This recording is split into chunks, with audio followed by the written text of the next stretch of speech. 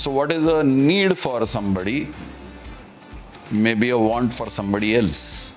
What is a want for somebody is a need for somebody else.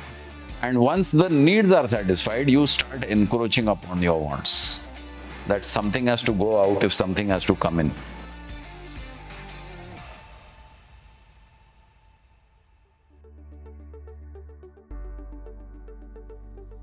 I am curious to know the difference between need and want. If you go by the management theory, then there is a Kepner-Trego model which describes musts and wants. So when you say musts, those are the things which are essential, in the sense you cannot do without the musts. Wants are manageable, in the sense you may not acquire everything that you want, but you can still pull on. Musts are things which you cannot pull on without. So for example, food is a must. So you cannot pull on without food. Breath is a must. You cannot pull on without breath. Water is a must. 70% of your body is water. So these are musts. So you need to replenish these things periodically. I want a television, smart television. नहीं है तो भी जिंदगी चलती है. Even if I don't have a smart television, जिंदगी चलती है. I need the latest mobile. नहीं है तो भी जिंदगी चलती है. So that's a want and it's not a need. In that case, what are desires then? Desire is the engine that triggers your wants. I am hungry. Yeah, hunger is a sensation. So I must eat food to quench my hunger or thirst. But I desire a particular type of food.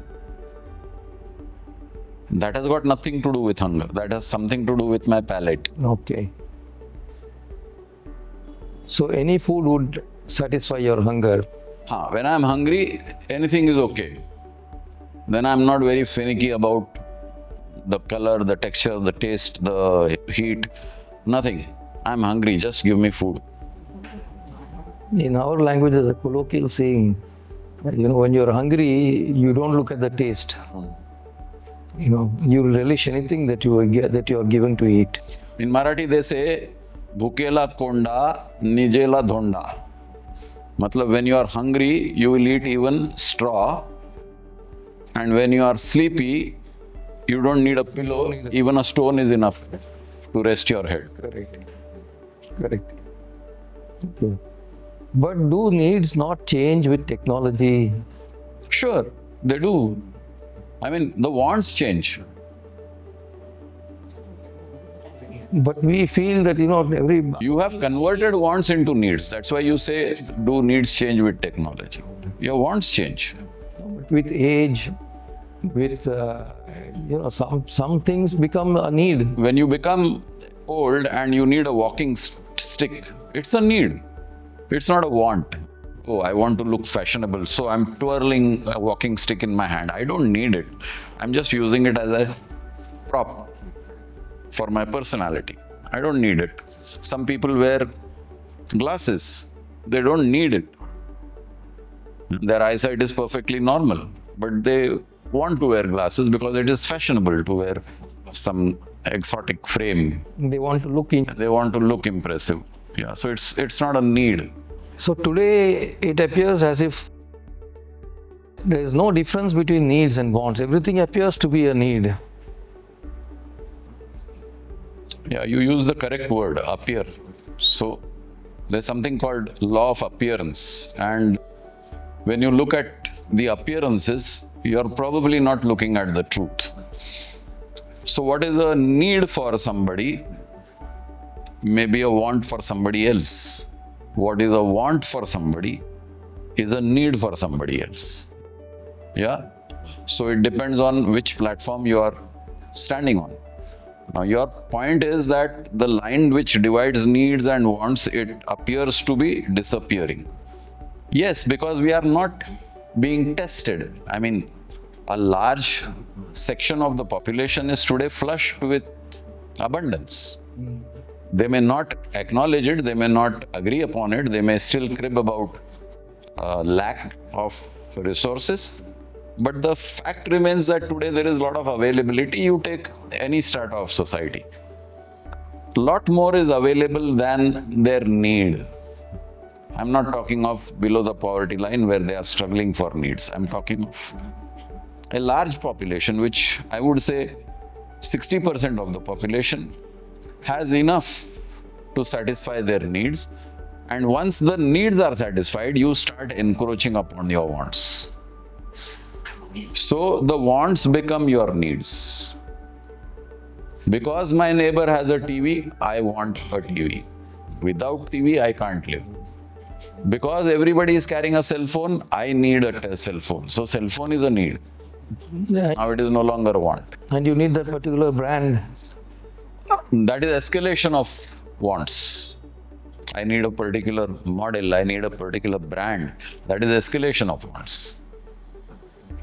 One philosopher said that there is enough for everyone's needs, but there is not enough for everyone's greed.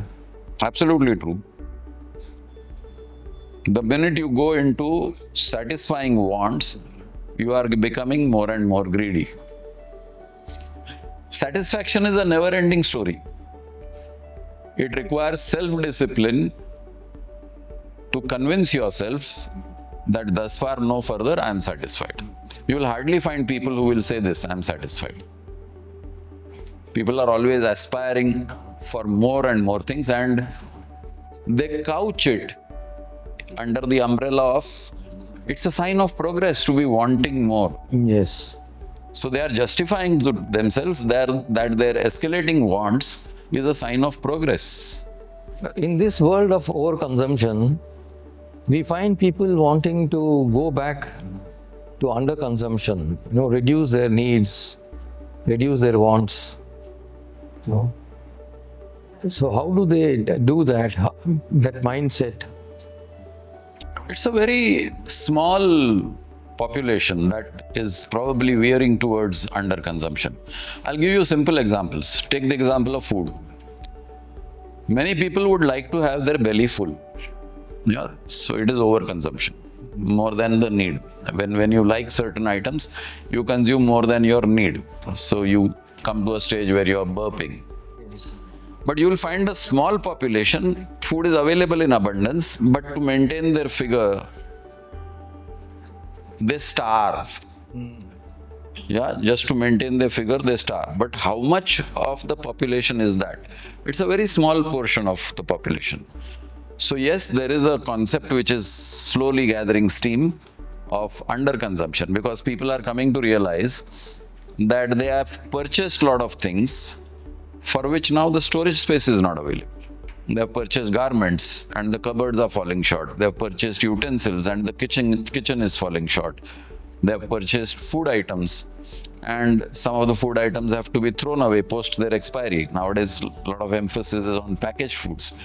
But this is in a small segment of population. There is still a large population which is on the hand-to-mouth basis. So underconsumption doesn't even occur to them. They are constantly striving to acquire, which means overconsumption. But they have not yet reached that threshold of overconsumption. So they are still feeling the lack of it. Those who have crossed that threshold tend to be greedy. I want more. And those who have reached a stage where the greed is also not satisfying them in whatever way, psychologically, mentally, intellectually, then those are the people who are looking at it as a fashion of underconsumption. I have friends who say, if I have to buy something, I have to first give 2 things away and then I'll buy the other thing. That is replacement. Okay, you are being sensible that I want to buy 2 things now, I don't have storage space, so I'm making storage space to keep the things which I'm going to buy new. So probably it's a very sensible thing. I give away some of my old stuff so that I can accommodate my new stuff. That person is sort of balanced He has understood that something has to go out if something has to come in. The overconsumption mentality is the hoarding mentality. Yes. People hoard Yes. money. People hoard money. This is what happened during the COVID days. People hoard. To, keep enough for the next 3-4 months. So there is an element of selfishness in that. Yes. Instead of distributing it and making it available to the masses, I want to have it and let the masses go to dogs. The hoarding mentality is always like this. You take anything, be it money, be it clothes, be it food, be it furniture. I want to keep it. I don't want to dispose it. Even something which I am not using for the last 5 years, I still want it in the house. Yes. Kabhi kaam mein aayega. Correct. You never know. Haan. So I feel the best way will be to train children not to become hoarders, to be more balanced in their outlook,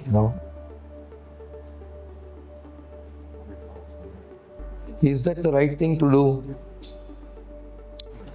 Upbringing is always the right thing to do. Now, if you are asking me the question that how do we train children to not be hoarders as they grow up, then you have to set examples. Because children copy adults. That's number one. The other thing is, we teach children wastage by celebrating their birthdays in an extravagant manner, which is not necessary. I mean, if you want to celebrate birthdays, you could do it meaningfully by giving things to the deprived class, deprived children. So instead of calling people over for parties, you go to underprivileged homes and distribute their things which they need through your child. So it inculcates the habit of giving. Many people are doing this these days. Very few people are doing. We feel many people are doing it, but very few people are doing it. The general trend in celebrating birthdays is outdoing the neighbor. He celebrated the birthday party in a restaurant or in a hotel. I will do it in a 5-star hotel. So everybody is trying to outdo. The concept of return gift is also to show that I am superior to you. The concept of giving is not there. Even the children are watching that.